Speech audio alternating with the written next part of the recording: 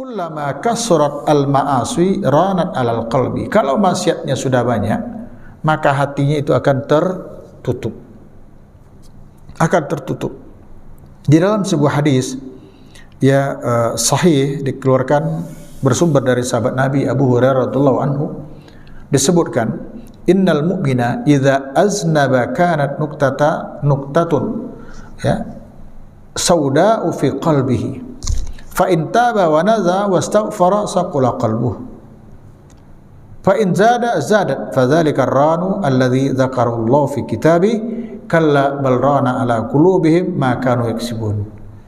Nabi sallallahu alaihi wasallam bersabda sebagaimana riwayat dari Abu Hurairah ini, seorang mukmin ada lagi innal abda, seorang hamba. Maksudnya seorang hamba Allah yang mukmin, idza aznaba zanban, apabila dia melakukan satu dosa, kanat nuktah as-sauda fi qalbi, maka terdapatlah bintik hitam atau tetesan hitam di hatinya. Jadi kalau ini kita katakanlah misalnya ini putih, ketika seorang berbuat dosa maka terdapat bintik hitam, gitu. Ada bintik hitam, bintik atau titik hitam. Disebutkan fa in taba wa nadha wastaghfara, jika dia bertobat, berhenti dan meminta ampun kepada Allah, dikatakan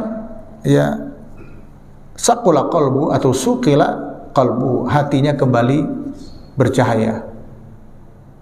Tapi wa in zada, kalau dia kumat lagi, zada, ada lagi zida, maka jika dia kumat kembali lagi melakukan dosa, maka titik itu pun bertambah. Jadi kalau kita ambil contohnya, seseorang yang berbuat dosa, katakanlah dosa kecil, buat dosa satu, ada titik hitam. Tobat, kembali bersih. Kumat, zada, titiknya nambah jadi 2. Tobat, hilang, bercahaya kembali hatinya. Kumat lagi, nambah jadi 3. Terus begitu. Kemudian Rasul membaca surah Al-Mutaffifin ayat 14 itu, kalla bal rana ala qulubihim ma kanu yaksibun. Sekali-kali jangan demikian. Sekali-kali jangan seperti itu, melakukan dosa secara berulang kali. Sekalipun itu dosa kecil, jangan lakukan yang seperti itu. Kenapa? Bal rana ala qulubihim ma kanu yaksibun. Sesungguhnya hati mereka telah tertutup disebabkan oleh apa yang mereka lakukan.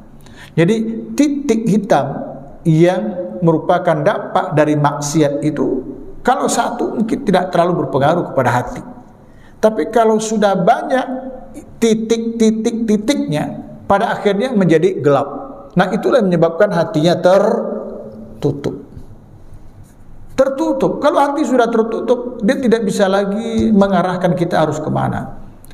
Makanya ikhwah, di dalam hadis lain, kalau kita ingin melakukan sesuatu, kan nggak boleh sembrono aja. Kata Nabi apa? Faftu ala qalbik, minta fatwa, dengar kata hatimu, kata orang sekarang.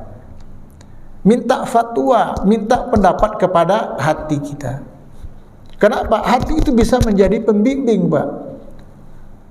Rasul ketika menjelaskan kepada sahabat apa itu kebaikan, yang dikatakan kebaikan itu apa? Ma'itma'anna ilahil qalb. Sesuatu yang kita lakukan hati ini plong, tenang, itu baik itu. Kalau ada satu perbuatan, jika kita lakukan kita tenang, aman, nyaman, itu pertanda kebaikan. Tapi kalau keburukan, pertama mahaka fi nafsi, terlintas, tergores di hati ini. Yang kedua, wataraddudu fi sadrik, datang keraguan-raguan, iya enggak ya, terusin enggak ya, mulai enggak, ragu. Yang ketiga, wa karihta ayutla alain nas, kamu takut kalau perbuatanmu itu diketahui oleh orang lain. Itu indikasi perbuatan itu tidak baik.